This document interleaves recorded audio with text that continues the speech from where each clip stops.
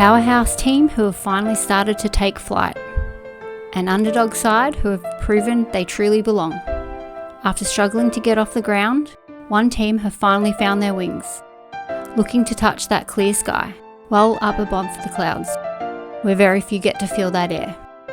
Shocking the world and taking down giants, another has made believers out of many, even when it seemed like they could be broken like glass. They have shown more depth than an iceberg, frozen solid and waiting. For only the second time, we will get to crown our PokeType League champion. But will the PTL be taken by that rarefied air? Or is the PTL about to freeze over? Hello Nidorinas and Nidorinos, I'm KingNido, and a massive thank you to QueenNido for that introduction, who if not for them, this series would not have made it to this very day. But we are here for our Season 2 Champions game, as it is the Medali Aethers hosting the Mahogany Explorers, and against all odds the Ice type has made it into this Champions game, but the Flying types have been getting better as this season has progressed. So with that said, let us know in the comments below who you think is going to win this Champions game. Will it be the Flying types? Will it be the Ice types? Let's go! 3, 2, 1, go!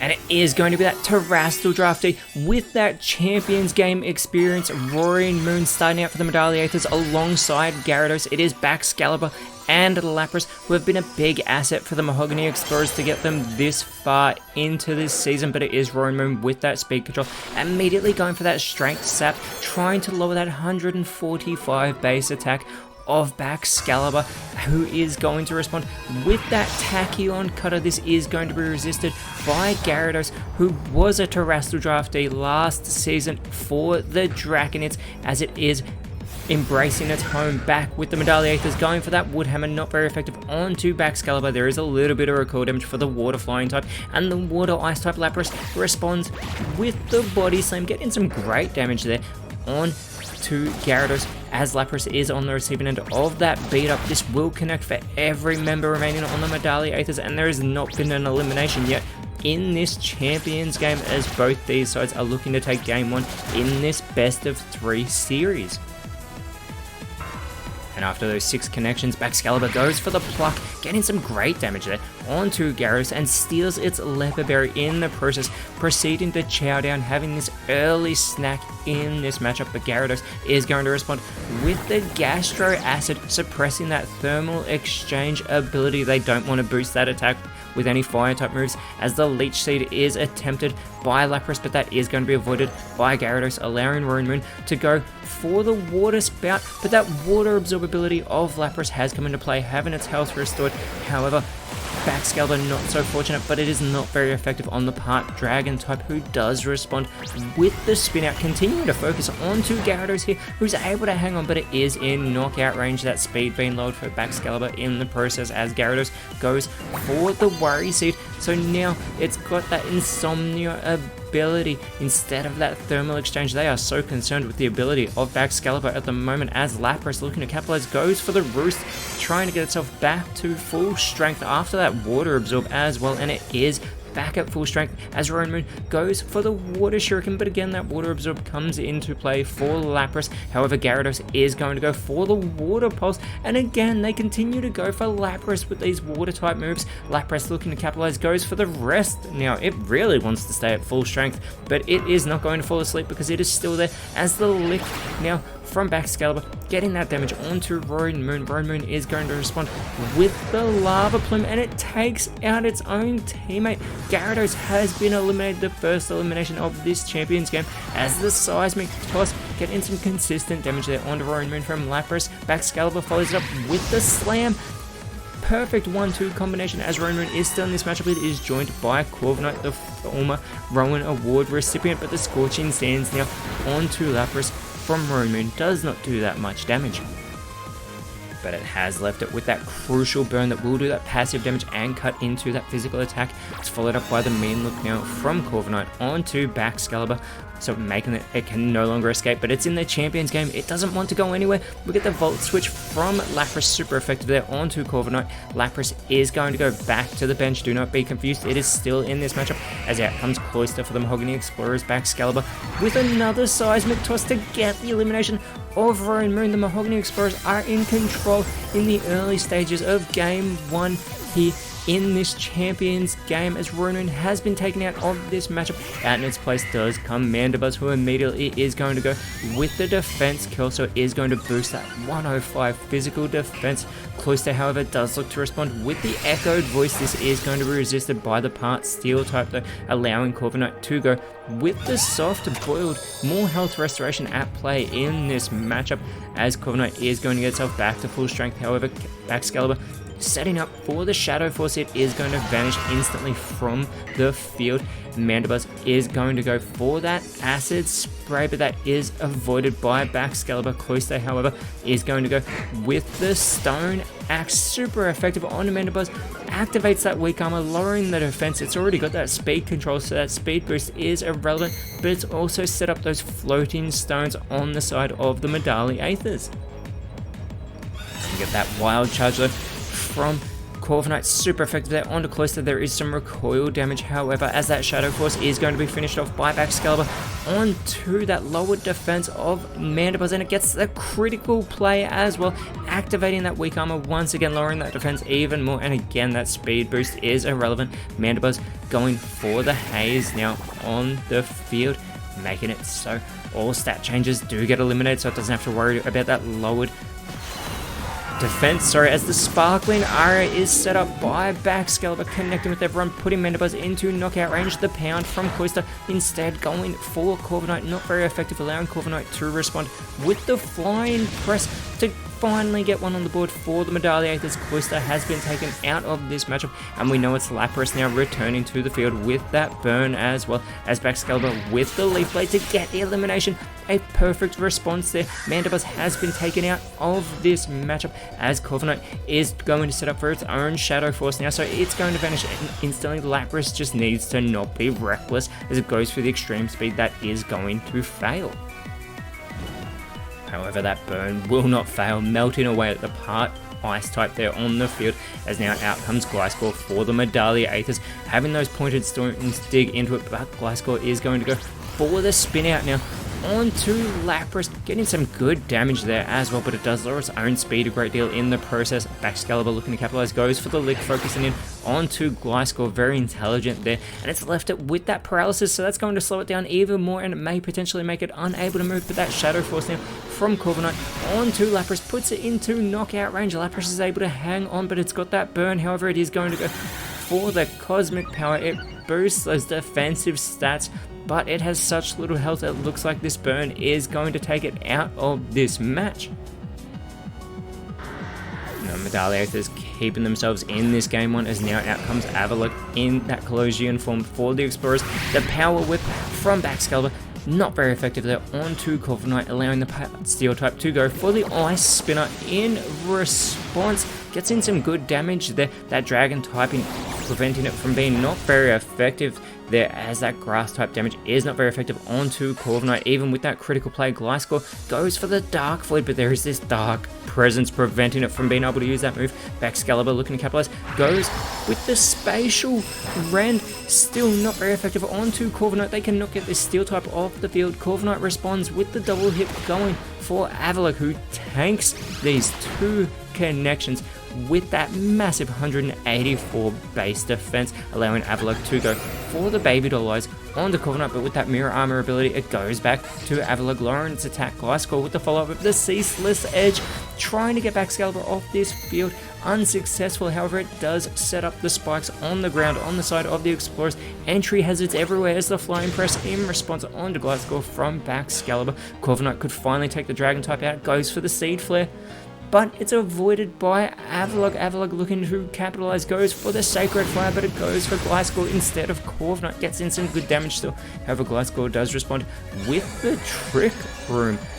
And you have to think Glasgow is going to appreciate this because it's got that paralysis, so it's able to go immediately again with the prismatic laser. And finally, they have taken Baxcalibur out with a critical play as well, just to ensure it does leave this field, and they have leveled things. But it is the Dragon Hammer in response, putting Corviknight into knockout range. Corviknight, though, does respond with the skill swap, not going on the offensive. Instead, it is going to take that own tempo, giving away its mirror armor to Avalugg. And now out for the Mahogany Explorers, they're sending out their own Terrestrial Drafty who does land in those spikes. It is Sneasler exerting that pressure over the Medalliators, and it also has champion game experience. It was on the Poison type team last season when they went up against the Dark types who Roaring Moon was a member of, and yet these two Terrestrial Drafties are both here once again on opposing sides, as Gliscor does have to recharge in this Trick Room. Avalugg looks to capitalize by setting up the Rain Dance. We'll see if anybody goes for a Thunder, but they do not want to go for that Park Ground type Gliscor, as Corviknight does go with the Pollen Puff onto Avalugg. Gets in some great damage as Sneasler responds immediately with the Bite, and they've finally gotten Corviknight off this field. Corviknight has been taken out in its place. It is Salamence as the last Pokemon for the Medalliators, having those pointed stones dig into it. Gliscor with the Hyper Voice connecting with both ice types. Avalugg does respond, however, by going for the Defog, focusing on to Salamence there, lowering its evasiveness as those pointed stones have disappeared, and so do the spikes. There's no more Pokemon coming out for the Aethers though, so a good play by Avalugg, who goes for the Whirlwind. They don't want to deal with Sneasler right now, sending it back to the bench, and out in its place it is Cryogonal being dragged out onto the field. Gliscor looking to capitalize, goes for the guard swap, not going on the offensive, but it does focus in onto Avalugg, switching all changes to their defensive stats as Avalugg does respond with the Growl. This is going to lower that physical attack of both Gliscor and Salamence. Salamence has 135 base physical attack as it goes for the Dragon Claw onto Cryogonal. Gets in some great damage, but Cryogonal responds with the Magic Powder. Salamence is now a Psychic type Pokemon, and we can assure you it is on the field. Those Rotom cameras need to not be intimidated by, as the avalanche from Cryogonal takes Gliscor out. Salamence, the Psychic type, is all by itself. It has 3 ice types to contend with. It goes for the Acrobatics, puts Avalugg into knockout range, but Avalugg does respond with the Fake Tears. Clearly it didn't hurt it that much, as it lowers that special defense of Salamence a great deal. And Cryogonal now with the Sandsear Storm, this will connect because Salamence is a Psychic type and it's been put into knockout range. It needs to go for something big. It goes for the Alluring Voice onto Cryogonal, gets in some good damage but not enough. Avalugg could capitalize, goes for the Recover. It is just trying to stick around in this match, letting Cryogonal do the work. It gets itself out of knockout range as the rain does stop over the field. Cryogonal is going to go for the Eruption, and it eliminates Salamence. The Mahogany Explorers, for the first time in this victory road, have taken a game 1, but we will have a field reset as we go into game 2. And now starting out for the Medalliators, it is going to be Braviary in its Unovian form and Honchkrow. It's a Titan and Mamoswine starting out for the Mahogany Explorers, as Mamoswine immediately goes for the double team. It is going to boost that evasiveness, making it a much harder target for the Medalliators in this game too. Braviary is going to go for the Parting Shot though. It's going to go back to the bench, but not before lowering that attack and special attack of Mamoswine, who has 130 base attack as well, but the Medalliators need to win this game 2 for it to go to a game 3, as out comes Dragonite. So Titan is going to meet it with a Volt Switch, that Dragon typing preventing it from being super effective. So now Titan goes back to the bench, and it's Beartic coming out in its place, as Honchkrow is going to set up the Stealth Rocks now. More entry hazards coming into play in this game 2, as those pointed stones this time will float on the side of the Mahogany Explorers. We get the Barb Barrage from Dragonite onto Beartic, but it's the No Retreat now from Mamoswine. It's boosted its evasive stats, and now it's gone for the Omni Boost with that No Retreat. And regardless of the outcome of this game 2, make sure to stick around after game 3 for a hint of what is to come in next season, and something else that we have been working on, and is now the Take Heart from Honchkrow, boosting its own stats, that special attack and special defense. As Beartic though, it does look to respond by going for a Scorching Sands, but that's not going to work on the flying types.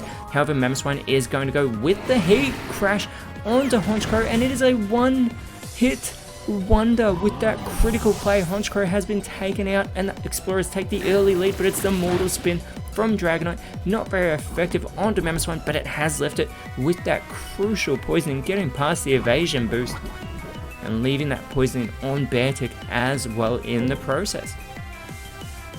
Beartick is going to go with the Defend Order, boosting its own defensive stats now on the field. It is much more of a physically offensive Pokemon, but they cannot avoid that poisoning that is going to start to chip away at the health of both Mamoswine and Beartick here on the field. And with all those boosted stats, that's a great play by Dragonite, as it is going to be rejoined by Braviary. Mamoswine though going for the bind, immediately meeting the normal flying type as it enters the field. It is that passive damage that will continue to squeeze it in this match, but Dragonite is going with the Revelation Dance. However, Mamoswine is able to avoid that attack. Braviary looking to do its part, goes for the Flare Blitz. It's going for Beartick, and it gets the elimination to level the playing field with that super effective move. The Medalliators needed that one on the board. Now is that recoil damage for Braviary as well, but there's that poisoning chipping away at the health of Mamoswine. That bind is still doing damage to Braviary here on the field, and we know Sir Titan is going to be coming back out shortly. As it enters the field, it does have those pointed stones dig into it. Mamoswine, however, is going with the Zen Headbutt, but that is going to be avoided by Dragonite. That could be massive. Braviary looking to capitalize, does go for the guard split onto Mamoswine, so it is going to share its guard between the two. Dragonite with the follow-up, going for the double hit, and this is also going to connect onto that heavily boosted Mamoswine for those two connections. The Aethers need to get the ground type off the field, as the Titan is going to go with the Parabolic Charge very intelligently. This will not affect its teammate. Super effective there onto Braviary. Still doesn't do that much damage, but Sir Titan does have its health restored by doing that damage to both Braviary and Dragonite. Very intelligent play there by the Ice type. And there is that poisoning, unfortunately still afflicting Mamoswine there on the field. And that bind continuing to do damage to Braviary as well. That passive damage being key in this game too, as Mamoswine with the Syrup Bomb onto Braviary does put it into knockout range with that not very effective move. Even with the critical play, it still didn't do that much damage, as Braviary is covered in that sticky candy syrup. It does respond with the Tri Attack, putting Mamoswine into knockout range. Dragonite can finish it off. It goes for the Lava Plume, but Mamoswine is able to avoid that attack. However, Sir Titan, not so fortunate, super effective, and Braviary as well has been eliminated by its teammate. Dragonite continuing to eliminate teammates as it did all season long, as the Moonlight from Sir Titan, it is going to restore the health of that damage that was done to it. Mamoswine hangs on from that poisoning by a thread, as now out comes Gyarados for the Medalliators with that Intimidate ability, cutting into that physical attack of both Ice types on the field. Mamoswine though does go for the Blaze Kick, not very effective there onto Gyarados, allowing the Part Water type to go with the Head Smash to get the easy elimination, even with a critical play as well. We really do not think that was necessary, but Mamoswine has been eliminated. The playing field is level. It does get a little bit of recoil damage. Dragonite though with the follow-up going for the Hone Claws. It's not going on the offensive. Instead it boosts its own attack here, as well as boosting that accuracy. So Titan is going to go for the Whirlpool. This will be resisted by the Dragon type, but it will become trapped in that Vortex here, so it is going to have that passive damage still continuing to come into play in this matchup. As now out for the Explorers, it is Cryogonal, making its second appearance here in this series, as it is going to go for the Whirlwind. They are going to send Gyarados back to the bench and being dragged out onto the field. It is Corviknight coming out for the Medalliators, and it is exerting that pressure over the Explorers, but they are handling this Champions game very well so far, as the Cotton Card from Dragonite. Now it's going to boost its defense a great deal. So Titan, however, is going to go for the takedown, but that is going to be avoided by Corviknight. However, what will not be avoided is that Whirlpool continuing to do damage to Dragonite, as Cryogonal is going to go for the Arm Thrust, this multi-hit move on to Corviknight. And as we said, make sure to stick around to the end of this video to see a hint of what is to come in next season, and something else that we have been working on in the background, as this multi-hit move continues on to Corviknight, getting all 5 connections. Dragonite, however, has built up the Future Sight, focusing in there on to Sir Titan, foreseeing that attack. Sir Titan, however, is going to respond with the Petal Blizzard. This connects with everybody in the field, gets a critical play on its own teammate. It almost takes Cryogonal out of this matchup. Corviknight could capitalize. It goes for the charm instead. Instead of going for that easy elimination, putting the Aethers in front, it lowers that physical attack a great deal of Cryogonal as that Whirlpool continues to do damage to Dragonite. Cryogonal still in this matchup. It goes for the Acrobatics. It practically does nothing to Dragonite. Dragonite with the opportunity to respond goes for the Volt Switch. Cryogonal has been taken out of this matchup. Dragonite is going to go back to the bench. Gyarados will be coming back out, and the Aethers have taken the lead here in game 2. That Intimidate ability lowering that attack of Sir Titan, who goes for the Heat Wave. Super effective there onto Corviknight, not very effective onto Gyarados, doing massive damage there to that shiny Pokemon. And remember, whoever wins this series, they will get that beautiful shiny reward as the Volt Tackle by Corviknight gets in some good damage onto Sir Titan, but that recoil damage onto Corviknight as well, as out comes Lapras, having those pointed stones dig into it here. And Gyarados going for a Whirlpool of its own onto Sir Titan, getting some good damage there as well, but Sir Titan is going to respond with the Heavy Slam. Although that is not very effective on Gyarados, it did practically nothing. Corviknight looking to capitalize goes for the Drill Peck, focusing in onto Lapras, gets in some great damage. Lapras does respond with that super effective Thunder Fang to get the easy elimination of Corviknight, leveling the playing field. We know that Dragonite will be re-entering this matchup. You have to wonder how much damage would that have done to Gyarados, as well as that Future Sight does more damage to Sir Titan, and the Whirlpool finishes it off. So just like that, the Medalliators have taken back the lead with those foreseen attacks. It is Sneasler now coming out here for the Mahogany Explorers. Dragonite returns to the field, those pointed stones digging into the Terrestrial Draftee. And regardless of the outcome of this match, this will be the last time we see Sneasler take on this Terrestrial form this season. It did fantastic as an Ice type, but it wants to leave here as a champion. Sneasler going with the Grassy Glide, getting some great damage there on to Gyarados and leaving it with that poisoning, thanks to that Poison Touch coming into play. Gyarados, however, does respond with the Quick Attack, getting in some good damage of its own onto the Terrestrial Draftee. Dragonite follows it up with the False Swipe, and that is not a shiny Sneasler, but it could be. Well, it won't be, because it'll go back away to being a normal Pokemon as opposed to a Terrestrial Draftee, but the Explorers could be if they win this game too, as Sneasler is going to go for the Smart Strike, and that may not be as smart as we think because it's not very effective on Gyarados. It doesn't get the elimination. Gyarados is still in this matchup, able to respond with the Gust, gets in some good damage onto Sneasler, and the Drill Run from Dragonite finishes Sneasler off. That 1-2 combination. Lapras is all by itself, and now it has 3 flying types to contend with, and we don't know who the last flying type is, as Lapras is going to go for the Draco Meteor on to Dragonite. Dragonite's been eliminated. Gyarados has that poison, and the special attack does get lowered for Lapras, but Gyarados needs to hang on from this poisoning, and it is unable to. Gyarados, has been eliminated. The last Pokemon. We're down to a 1v1 matchup, and it is Salamence. They need Salamence to win this 1v1 contest to take it to a game 3. Salamence, with that Intimidate ability, immediately goes for the Roost, but it's at full strength. Lapras, looking to capitalize, goes for the Charm here onto Salamence. They're lowering the attack a great deal of the Dragon Flying type, who does respond with the Sweet Scent. They are just setting up here, as this contest between these two means so much. Lapras, however, now with the Infernal Parade, after having its evasiveness low, gets that critical play onto Salamence and gets the burn as well. That is going to do the passive damage, but cuts into that physical attack even more.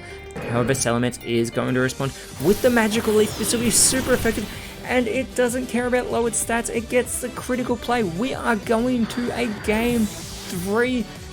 Salamence has brought it through for the Aethers.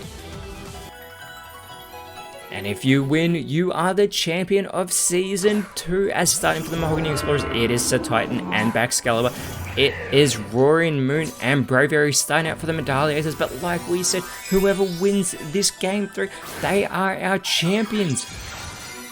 And it is Rowan Moon with that champion side experience. It wants to see that glory again. But like we said, similar to Sneasel, this is the last time we'll see it take this form this season. But it is going to start out with the Wood Hammer onto Baxcalibur. Not very effective, not doing a great deal of damage. And it does get its own recoil damage in the process. Baxcalibur looking to respond. Goes with the wing attack, getting some great damage there on the Terrestrial Draftee.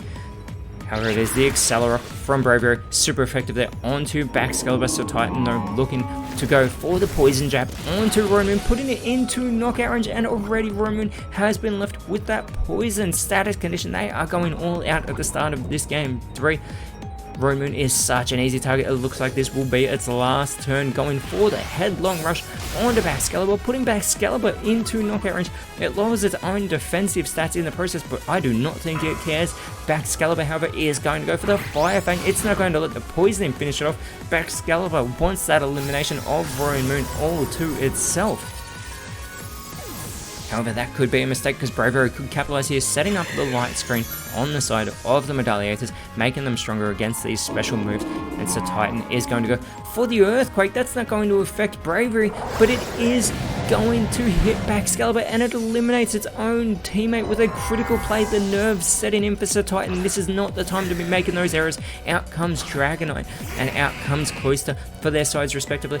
Bravery, however, with the Sludge Wave, it is going to connect with everybody on the field, get some great damage onto Cloyster, and leaves it with that poisoning as well. More status conditions coming into play as Dragonite goes with the Coil. Speaking of Pokemon who need to be careful of what they do, it needs to not take out any teammates, boosting that attack, boosting that defense early on, as well as boosting that accuracy. So Titan, however, is going to go and set up the Rain Dance. Once again, it is raining here in Medallia on this Champions Game day.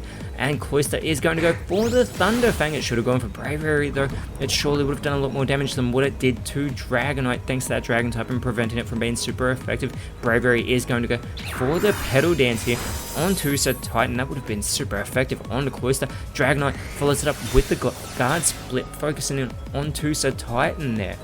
And Sir Titan does respond with the Superpower onto Bravery, getting some massive damage, but it does lower its own physical attack and physical defense in the process. Cloyster going to follow it up with the Thunder Wave now onto Bravery, leaving it with that paralysis, so that is going to slow it down. It may be unable to move, but again, like we've said, more status conditions coming into play as that poisoning is afflicting Cloyster down there on the field. Dragonite is going to go for the Body Slam onto Cloyster, and it gets the elimination. The Medalliators have taken the lead here in Game 3. So Titan, however, does respond by setting up the Grassy Terrain. Very intelligent, because the Aethers are flying. They will not be able to benefit from that grassy terrain, but Sir Titan will be able to have its health restored if it can withstand this Petal Dance, and that it does, tanking that quite well. And there is that health being restored for Sir Titan, as it is going to be joined by Avalugg. Dragonite is going to go for the Misty Explosion.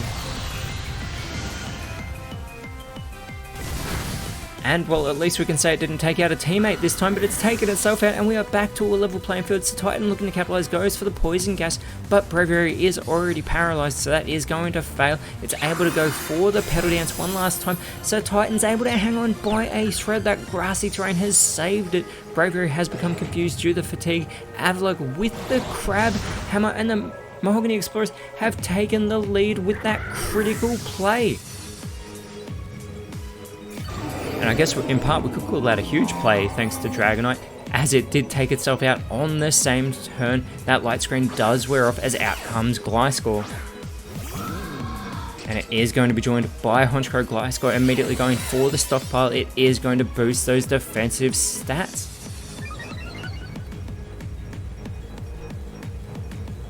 And as they are setting up early here, so Titan is going to go for the Shell Smash. It knows that it doesn't have much health to work with, so it's going to sacrifice that defense to get that offensive and speed boost, but it's such an easy target. Honchkrow could finish it off right here, right now, so the Mahogany Explorers need to be very, very careful of that playing field being leveled. Honchkrow could capitalize. It goes for the Bolt Strike, but it looks like it's going for Avalugg. It should have gone for Sir Titan. Gets in some good damage still, however, Avalugg is able to respond with the Psyblade, but it makes the mistake of going for the part Dark type, who is immune. That rain is going to stop over the field, but that Grassy Terrain is continuing to restore the health of the Mahogany Explorers, as Sir Titan is going to go for the Screech, but that is going to be avoided by Gliscor, allowing the Park Ground type to go for the Hyper Voice, and it takes the Titan out of this match.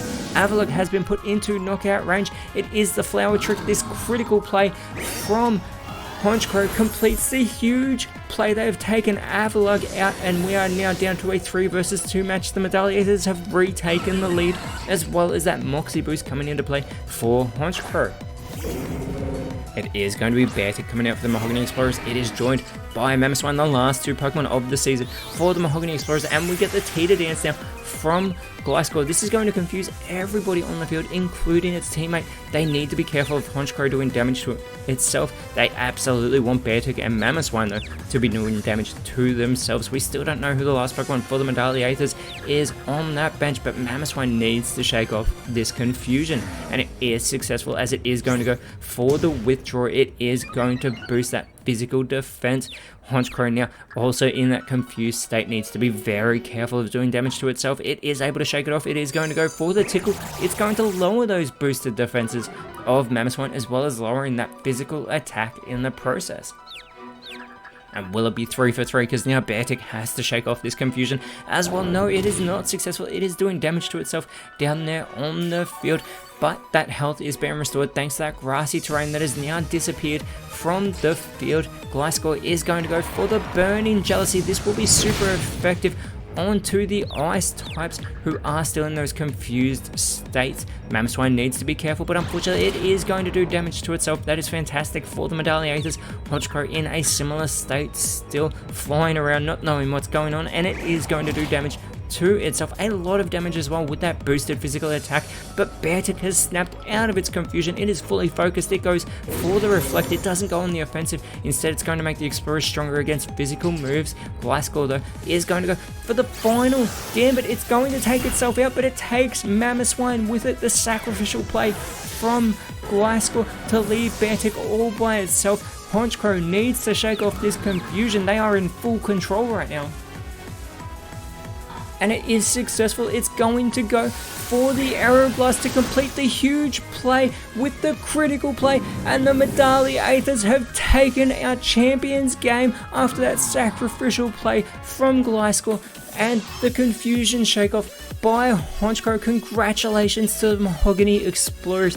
You are a member of this season's Elite Four. But our champions, the Medallia Eaters, they have done it. And with that, Nidorinas, thank you so much for watching. Let us know in the comments below your favourite moment from this season. And if you enjoyed what you saw, please leave a like, share, subscribe.